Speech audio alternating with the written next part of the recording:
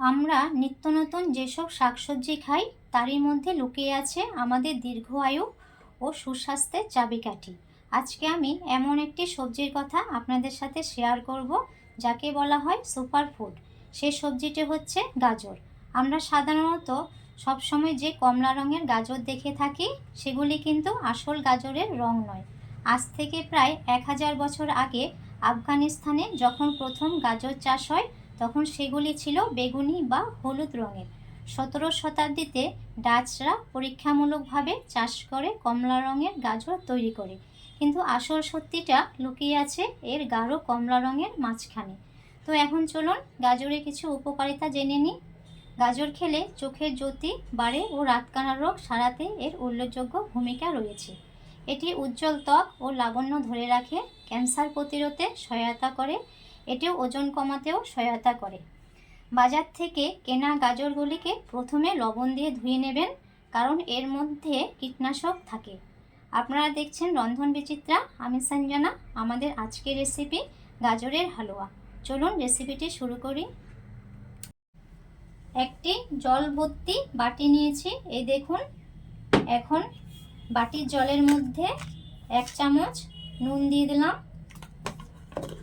জলের সাথে নুনটাকে ভালোভাবে মিশিয়ে নেব। গাজরগুলোকে এই নুন জলের মধ্যে ডুবিয়ে দিতে হবে। এই দেখুন, এভাবে ডুবিয়ে 2 থেকে 3 মিনিট রেখে দেবেন। গাজরগুলোকে এই নুন জলের মধ্যে 2 থেকে 3 মিনিট রেখে দেবেন।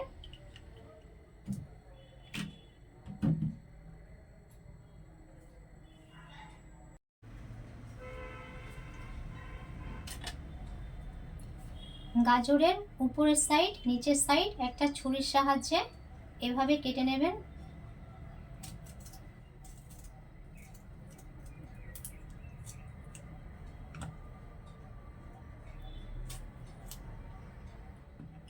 এখন উপর থেকে এর খোসাটা ছাড়িয়ে নেবেন।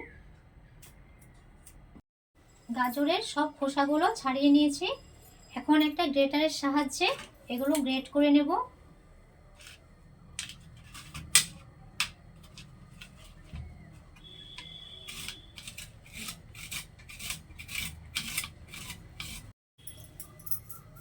সবগুলো গাজর কুড়িয়ে নিয়েছি, এই দেখুন।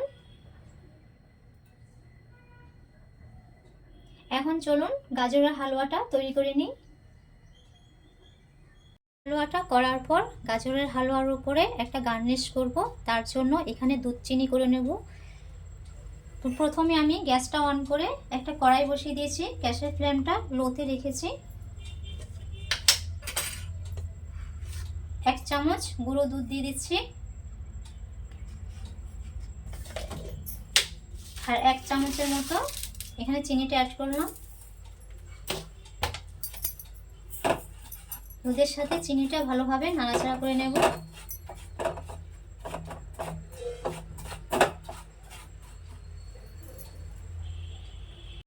সামান্য একটু নাড়াচাড়া করার পর যখন এরকম দলা দলা হয়ে আসবে, সেই স্টেজে গ্যাসের ফ্লেমটা বন্ধ করে দেবেন। এই দেখুন, এরকম দলা দলা হয়ে আসবে। গ্যাসের ফ্লেমটা অন করে একটা কড়াই বসিয়ে দিয়েছি। এখন কড়াইয়ের মধ্যে 2 চামচ ঘি দিয়ে দেব।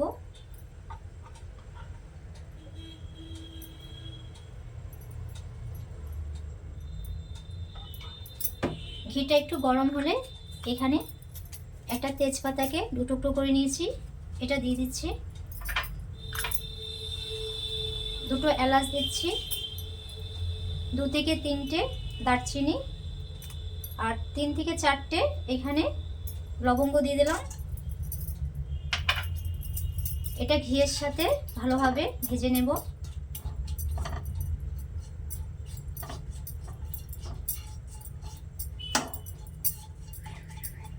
এই সময় গ্যাসের ফ্লেমটা মিডিয়াম টু লোতে রাখবেন।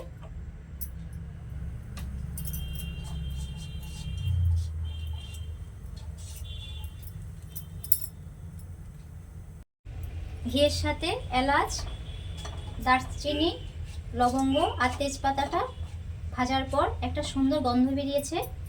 এই স্টেজে কুড়ে রাখা গাজরটা দিয়ে দেবেন।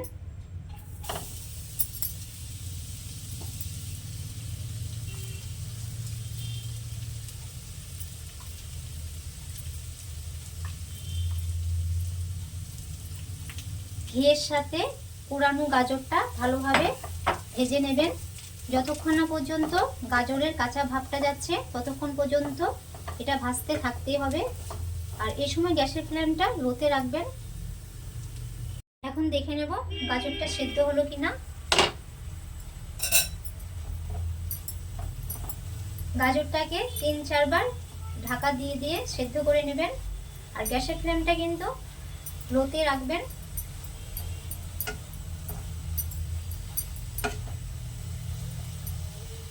এই দেখুন কি সুন্দর সেদ্ধ হয়ে গেছে।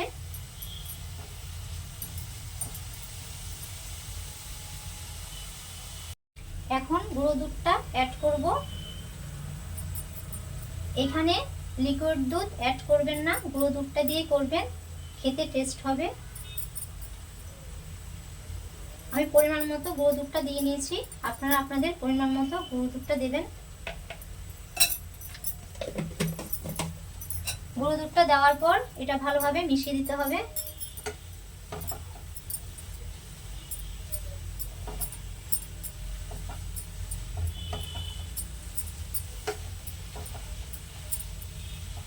এই দেখুন গুঁড়ো দুধটা দেওয়ার পর এর মধ্যে একটা মাওয়া মাওয়া সৃষ্টি হয়ে গেছে। এই দেখুন গুঁড়ো দুধের মাওয়ার মতো হয়ে গেছে। এটা যখন খাবেন মুখে পড়বে আর খেতেও খুব ভালো লাগবে। আপনারা বাড়িতে এভাবে একবার ট্রাই করবেন আর কমেন্টে আমাকে জানাবেন।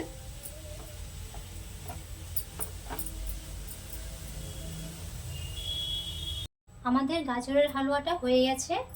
এখন নামানোর আগে কিছুটা কাজু কুচি আমি এখানে অ্যাড করব।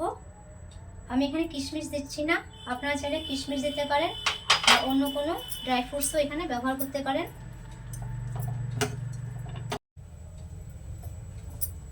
কাজু বাদামের কুচিগুলো গাজরের সাথে ভালোভাবে একটু মিশিয়ে দেব। আমাদের গাজরের হালুয়া পারফেক্টলি রেডি হয়ে গেছে। আমাদের গাজরের হালুয়া পারফেক্টলি রেডি। এখন গ্যাসটা বন্ধ করে দিচ্ছি।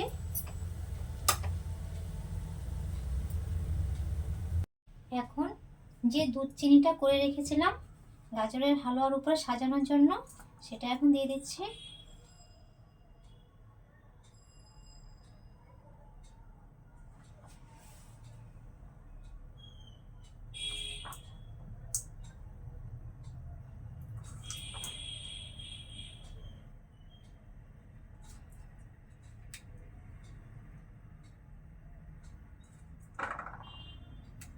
গাজরের হালুয়ার উপর দুধ চিনিটা এভাবে দিয়ে নেবেন।